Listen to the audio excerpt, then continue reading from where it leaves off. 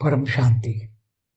आज हम बात करेंगे कली पुरुष की, कि कली पुरुष एक है या अनेक है, और वो सिर्फ कलयुग में ही होता है या सतयुग त्रेता द्वापर में कलयुग में ही होता है, या ये दूसरे सतयुग त्रेता द्वापर कलयुग में भी होता है। तो ये कली पुरुष, इसकी रचना किसने की? क्या ब्रह्मा के द्वारा सर्जन हुआ? किसने किया? क्योंकि ब्रह्मांड में तो हमारा जो ब्रह्मांड है, ब्रह्मांड में तो ब्रह्मा द्वारा सर्जन, विष्णु द्वारा पालना और शंकर द्वारा विनाश होता है। त्रिदेव है। तो त्रिदेव में से क्या किसकी रचना है? कली। कली पुरुष को किसने रचा? तो हर कलयुग में ये कली पुरुष होता है। तो कितने कलयुग गए? तो हर कलयुग में आया होगा तो 4 युग पूरे होते हैं तब अर्ध प्रलय होता है। ऐसे इकोत्तर अर्ध प्रलय में भी जो होता है तब एक मनवंतर में भी होता है। कल्प प्रलय में भी ये कली पुरुष होता है। महाकल्प प्रलय जब होता है तब भी कली पुरुष होता है। तो ये कली पुरुष जो हमारा ब्रह्मांड की आदि शुरुआत हुई तब से है। क्योंकि कली माना जो कलयुग में आता है, तो ऐसे हर हर 43,20,000 साल में एक बार कलयुग आता है। तो हर कलयुग में कली पुरुष आता है। फिर कलयुग के बाद वो कहाँ जाता है? क्या नीचे 7 पाताल लोक है उसमें जाता है? 55 करोड़ नरक है उसमें जाता है? कहाँ जाता है कली पुरुष बाद में? क्या उसका विनाश होता है? विनाश तो वो कली पुरुष की तो आत्मा होगी ना, आत्मा का तो विनाश नहीं होगा। चाहे कली पुरुष को हम असुर कहें, कली पुरुष माना असुर, तो चाहे असुर हो चाहे देवता हो तो उसकी आत्मा का तो विनाश नहीं होता। चाहे अर्ध प्रलय हो, प्रलय हो, कल्प प्रलय हो, महाकल प्रलय हो, महाकाल प्रलय में ही सब विनाश होता है, या महाकल प्रलय में ही आत्माओं का विनाश होता है। तो ये कली पुरुष है कौन? पहले ये समझते हैं कि हमारे ब्रह्मांड की आदि में, आदि माना शुरुआत हुई तब, जो शुरुआत हुई कितना टाइम हो गया? अब ब्रह्मांड के आयुष ब्रह्मा की 100 साल होती है। मतलब ब्रह्मांड की आयु ब्रह्मा के 100 साल होती है। तो ब्रह्मा का एक पराग माना 50 साल पूरे हो गए, दूसरा पराग चलता है उसका भी 198 करोड़ साल हुआ। तो 198 करोड़ साल माना दूसरे पराग का, ब्रह्मा का पहला दिन का 7वां मनवंतर का 28 का युगांतर चल रहा है। तो कितने कलयुग गए होंगे आप देखो। ब्रह्मा का एक दिन में 1000 कलयुग होते हैं। सतयुग त्रेता द्वापर कलयुग 1000 युगांतर होता है। तो ऐसे 50 सालों में कितना हुआ होगा? ब्रह्मा के 50 सालों में, पहले पराग में।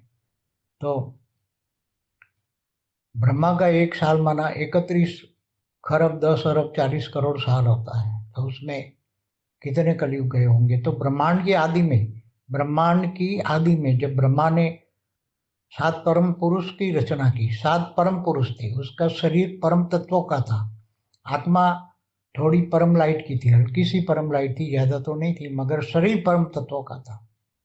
फिर 7 ने 7 लोक बनाए ऊपर की धरती से ऊपर, जो 7 लोक है, भूलोक से ऊपर भूलोक, स्वलोक, महलोक, जनलोक, तपलोक, सत्यलोक, महासत्यलोक।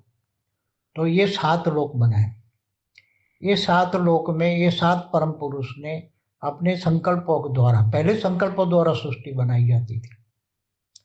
तो संकल्प की अनेकानेक उन्होंने रचना की, और 7 लोक में अनेक परम पुरुष बन गए। और 7 लोक में 7 परम पुरुषों ने जो अनेक रचना की परम पुरुष की, वो परम पुरुषों ने अपने अंदर से परम प्रकृति को निकाला, और पुरुष और प्रकृति का 7 लोक में राज हो गया, और वो रहने लगे। फिर धीरे धीरे वो भी और सर्जन करते गए, और सर्जन करते गए, और सर्जन। तो उसके अंदर पावर चली गई, और जो शरीर परम तत्वों का था वो डाउन हो गया, और 3 तत्वों में आ गए। और परम तत्वों से 3 तत्वों में आ गए तो नेगेटिविटी जाने लगी। और फिर धरती पर धीरे धीरे उसके लिए मनुष्य बन गए, तो धरती बनाई गई। ब्रह्मा के 10 साल पूरे हो गए थे तो धरती बनाई। धरती पर वो आकारी से साकारी मनुष्य बन गए। तो जो नेगेटिविटी आती गई, वो नेगेटिविटी ब्रह्मा के अंदर आती गई, और ब्रह्मा के अंदर से मन के अंदर बहुत नेगेटिविटी आई। ब्रह्मा के अंदर बहुत नेगेटिविटी आई। तो फिर ब्रह्मा ने अपना मन साफ करने के लिए, मन को पवित्र बनाने के लिए, अपने अंदर से जो नेगेटिविटी थी वो बाहर निकाल दी उसने, और उसमें से एक कली पुरुष का सर्जन हुआ। बहुत ब्रह्मांड की आदि में, कई खरबों साल पहले, ब्रह्मांड के पहले परात के अंदर, जब तो जो पहला कलयुग हुआ, शुरू शुरू में धरती पर पहला कलयुग शुरू हुआ, तब ये कली पुरुष नीचे उतार के ब्रह्मा ने फेंक दिया, और वो कली पुरुष ने सर्जन करके अपने जैसे अनेक, जैसे देवताओं ने अनेक रचना की, ऊपर सात परम पुरुष ने अनेक रचना की संकल्पों द्वारा, ऐसे कली पुरुष आकारी रूप में था और धरती पर आ गया, तो उसने आकारी रूप में संकल्पों से अनेक रचना की और अनेक कली पुरुष बना दिए, अनेक कलियुगी पुरुष हो गए। तो वो क्या होने लगे कि वो कलयुग को घोर कलयुग की ओर लाने लगे, देवताओं पर अत्याचार करने लगे, वो असुर बन गए। शुरुआत की बात है, वो ब्रह्मांड की आदि में, खरबों साल पुरानी बात है, खरबों खरबों। तो वही असुर बन गए। कली पुरुष माना असुर, जिसके अंदर तमो प्रधान कर्म है, जिस जो तमो प्रधान माना काम क्रोध लोभ मोह अहंकार बहुत भरा पड़ा है ऐसे। और वो फिर देवता और असुरों की लड़ाई होने लगी, तो कलयुग में तो वो उनका राज्य होने लगा कल, क्योंकि अनेक पुरुष, फिर देवताओं को भी वायुमंडल ही तमो प्रधान बना दिया। तो जो देवता धरती पर होते थे, जो मनुष्य रूप में देवता आते थे ऊपर से, स्वर्ग लोक से जो मनुष्य आते, दूसरे लोक से जो गांधर्व किन्नर यक्ष भी आते, तो वो सारे के सारे वायुमंडल के प्रभावित होकर, वो कली पुरुष में प्रभावित होकर, वो सारे कलियुगी पुरुष माना तमो प्रधान बन जाते थे, और सब पर कलयुग का प्रभाव होता था, कली पुरुष का प्रभाव होता था। और तमो प्रधान वायुमंडल से सारे के सारे जो भी आते, वो सब वायुमंडल के प्रभाव में आकर कलियुगी पुरुष बन गए, सब कलियुगी पुरुष बन गए। तब फिर विष्णु के धर्म ग्लानि के टाइम पर विष्णु का अवतार होते हैं। और फिर जब यदा यदा ही धर्म से ग्लानिर्भवति भारत अभ्युत्थानम अधर्मस्य तदात्मानं सृजाम्यहम्, तो विष्णु के अवतार होते हैं, फिर असुरों का विनाश करते हैं और देवताओं की रक्षा करते हैं। तो धरती पर केवल अच्छे मनुष्य ही रह जाते हैं, उसको अर्ध प्रलय कहते हैं। सतयुग त्रेता द्वापर कलयुग शुरू हो जाते हैं, फिर अर्ध प्रलय प्रलय फिर हो जाते हैं। फिर वो आत्मा तो बन गई ना, आत्मा तो को विनाश नहीं होता, जैसे देवताओं की बात आत्मा है, ऐसे कलियुगी कली पुरुषों की आत्मा एक से अनेक हो गए।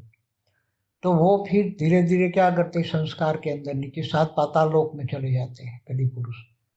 जब धरती पर विष्णु का अवतार होते हैं तो वो मर के फिर नीचे सात पाताल लोक में चले जाते हैं। सात ऊपर के लोक में तो देवता जाते हैं, सात पाताल लोक में अतल वितल सुतल तलातल महातल पाताल, ये सब सात लोक में नीचे चले जाते हैं।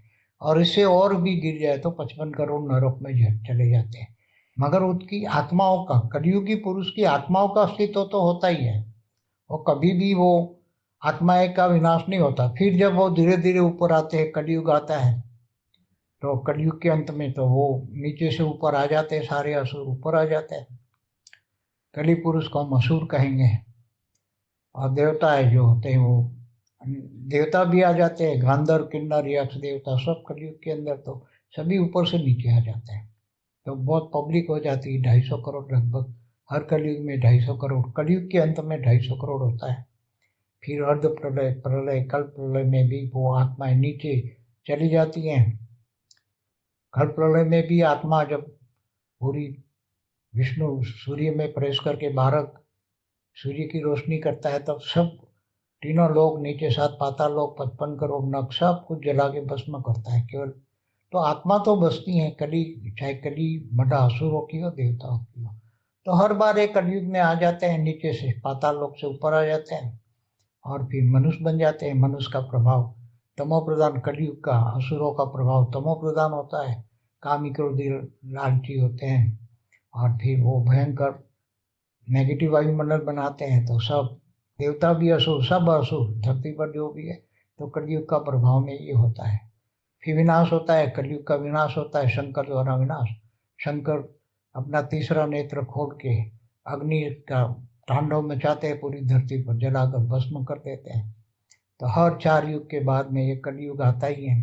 कलयुग में ये कली पुरुष के अनेक रूप मनुष्य रूप में आते हैं, फिर बाद में ये पाताल लोक में चले जाते हैं, फिर बाद में जब कलयुग आता है तो वो आते हैं ऊपर, आतंक मचाते हैं, और देवता भी असुर बन जाते हैं, क्योंकि वो वायुमंडल ही ऐसा है, असुर वृत्ति वाला वायुमंडल है। तो उस वायुमंडल में जो श्वास भी लेता है तो उसके अंदर, श्वास के अंदर भी तमो प्रधान वायु जाता है, तो सभी कलयुग के प्रभाव में आ जाता है। इसलिए ये कली तो ब्रह्मा ने एक कली काल पुरुष को बनाया, कली को बनाया, एक कली को अपने तमो प्रधान मन को पवित्र कर दिया, मगर उसकी नेगेटिविटी, ब्रह्मा के अंदर जो नेगेटिविटी आई थी वो सब बाहर एक आत्मा के रूप में उसने बना दी, उस आत्मा के अंदर नेगेटिविटी आ गई और वो कली पुरुष बन गया। और वो कली पुरुष ने एक से अनेक रूप धारण करके अनेक मनुष्य बने, और नीचे 7 पाताल लोग इन लोगों ने ही बनाया, असुर कहेंगे उसको। तो 7 पाताल लोग असुरों से भरे पड़े हैं, फिर आ जाते हैं, फिर होता है अर्ध प्रलय, प्रलय, ये सब होता रहता है। ये सभी कल प्रलय में भी ये आत्मा तो उनकी बच जाती है, देवता और असुरों की कोई भी आत्मा होती है बच जाती है। शरीर का काल अग्नि में, काल अग्नि में, कल प्रलय में भी काल अग्नि जैसी होती है, महाकल प्रलय में भी काल अग्नि में जल जाते हैं, फिर सब उसका विनाश होता है। और महाकाल प्रलय में तो ऐसे हर अनंत कोटि ब्रह्मांडों में ऐसे कली पुरुष होता है, हर जगह कली पुरुष, ब्रह्मा द्वारा कली पुरुष का सर्जन होता ही है। अनंत कोटि ब्रह्मांडों में भी सत्युग के तत्व होकर कलयुग होता ही है, और कलयुग में ऐसे कली पुरुष का तांडव होता ही है, और उसमें सब कलयुगी प्रभाव में असुर बन जाते। तो फिर अनंत कोटि ब्रह्मांडों का महाशिव महाकाल बन के अनंत कोटि ब्रह्मांडों को भी अपने काल अग्नि में जलाकर, महाकाल अग्नि में जलाकर भस्म कर देते। तब ये सभी आत्माएं भस्म, आत्माएं भी भस्म हो जाती है, शरीर भी भस्म, आत्माएं भी भस्म, सब कुछ भस्म।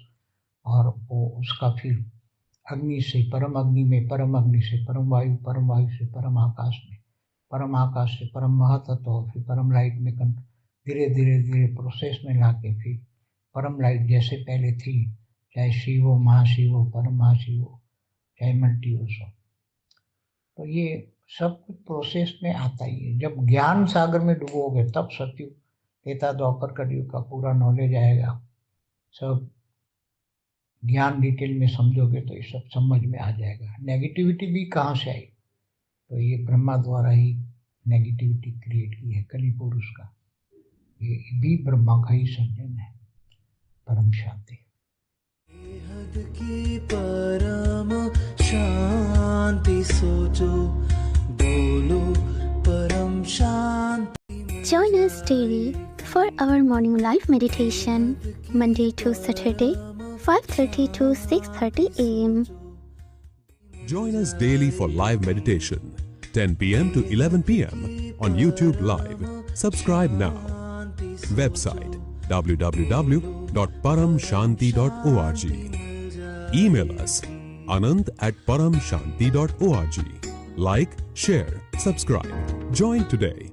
बेहद की परम शांति सोचो।